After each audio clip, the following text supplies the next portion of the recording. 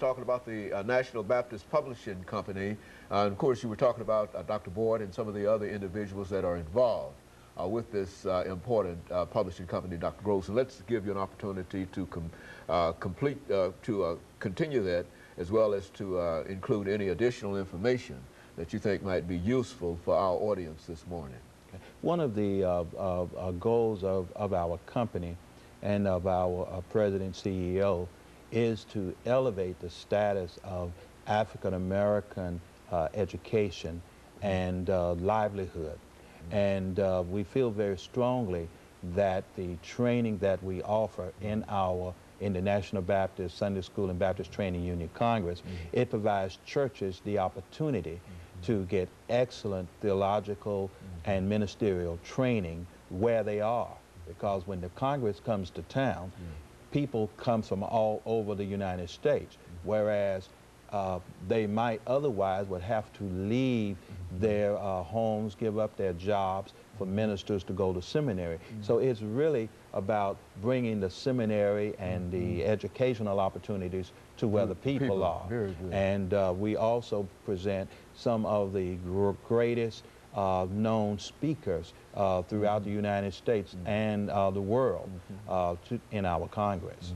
Who are some of the most recent speakers that you've had at this particular conference? Last year, our primary speakers were Dr. Cleophas LaRue, who is a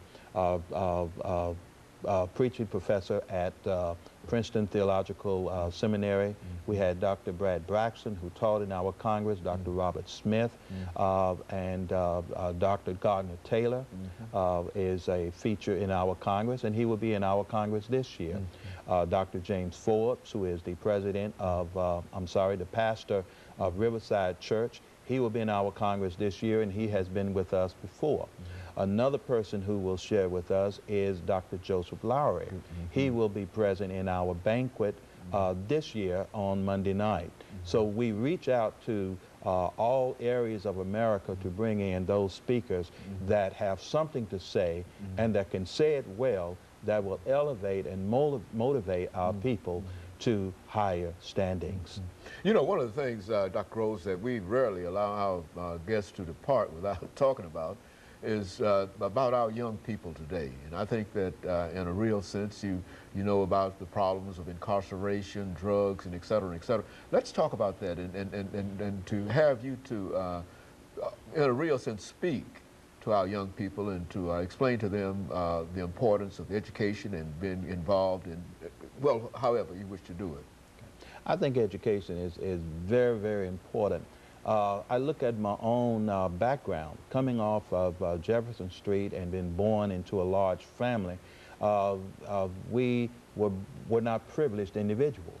I went to the basic schools of Elliott Elementary, Washington Junior High, Pearl High School, and many times we just in wearing clothes, we washed out what we would wear the next day and wash it out that day to wear it the following day. So we were not people of privilege, but one of the things that my parents taught me was to get an education. And because I listened to them, then I have been blessed to reach higher heights in my life. And this position that I currently serve, I am impacting by way of literature and development, selection of courses, impacting thousands of people in America. So it provides an opportunity for young people to be more than what they see if they listen to their parents, get a good solid education and develop their minds. The mind, as the slogan says, is a terrible thing to waste. And so you would encourage them to become involved in higher education and become involved in education, period. I think one of the problems that we have now is that so many of our young people are dropping out of high school and not really completing their education and et cetera. And so let's continue to speak on that, because that's one of the most important things I think that we can deal with, dealing with the kind of occupation that you're involved in. Yes, we certainly support higher education and encourage young people to go to school, to listen to their teachers, to apply themselves, and it will benefit them in the future. Two other things that we do in our Congress, our ministry, drill team ministry, and our dance ministry are centered for youth. It tells you that you do not have to get involved in gangs. You do not have to get involved in drugs or alcohol, that there are meaningful opportunities in the church that you can become a part of that will propel you to greater heights as you continue to live. So our president, our company stresses higher education. In fact, another thing that we do at the RH Board Publishing Corporation is we invite young people to come and we give them tours and we'll provide information on how they can become editors and how they can become proofreaders and work in the publishing business. We see that as part of our responsibility to train them and to provide them opportunities to see this work in progress. You know, this sort of mentorship on the part of the company is sort of unusual, is it not? I mean, do you generally find that there are companies that are reaching out and bringing young people within the company itself as you're doing? I think it's a unique factor for our company with our president and former presidents having such a desire to elevate our people. RH Boyd coming out of slavery, leaving his home in Texas and developing a company, giving up a lot of privilege to be with his family, to develop a company for others. I think that shows the kind of mentality that has grown and followed our company since its founding up to the present. And of course, Dr. Boyd is the CEO of this company. Not only is he involved in this company, but he's also involved in some of the financial things in reference to what we're trying to. So he's trying to pull all of that together in order to encourage African Americans. Yes, it's a very unique situation. R.H. Boyd founded not only the publishing corporation that we now call R.H. Boyd Publishing Corporation, but he also founded the Citizens Bank. And he is also a founder of the National Baptist Publishing of the National Baptist Sunday School and BTU Congress. So you have three entities that within the past few years all have celebrated or will celebrate their centennial anniversary. That's a remarkable achievement, and it's also something that our young people can illuminate or follow after.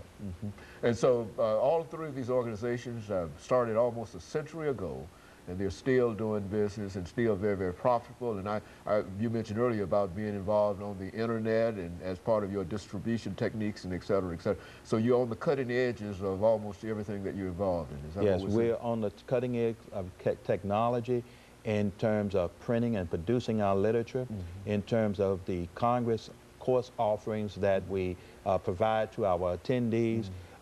They can call our 800 number, get more information. I might give that number to you. It's 1-800, I don't have it here. Here it is. 1-800-382-6772. And you can get this 800 number and get all the information about our Congress, about our company, and we're more than happy to serve. Okay, Dr. Groves, we have about a minute and a half before we end our show for today, and perhaps there might be some other things that, or some other items that you might wish to mention over the next minute that we have here. Okay, I think it's important, again, not only to encourage young people, but to encourage African Americans as a whole, that to get your education and to focus yourself on fulfilling your purpose. Understanding your purpose, fulfilling your purpose in life, and having goals that you will reach, and asking God for the strength to meet those goals, and then reaching deep within yourself to find the strength necessary to overcome obstacles, I think is very, very important for our people. So I strongly encourage African Americans to let's go back to our roots of strong, vibrant worship, Let's go back to our roots of understanding what our relationship with our family and how important that is, and pull God back into our lives. And I think we will be progressing toward the future. Very good. And of course, Dr. Groves, let me thank you for bringing that excellent information by to us. And let me encourage our audience to tune in again next week for another informative edition of Comments. Thank you and good morning.